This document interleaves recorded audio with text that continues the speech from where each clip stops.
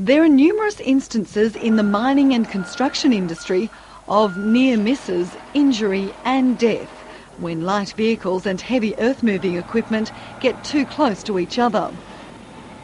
This video has been produced as a training tool to raise awareness in the industry of the possible consequences of collision. The following footage is a demonstration and was conducted under controlled conditions using the resources of Roche Mining and Henry Walker Elton at the Pasminco Century Mine in Queensland.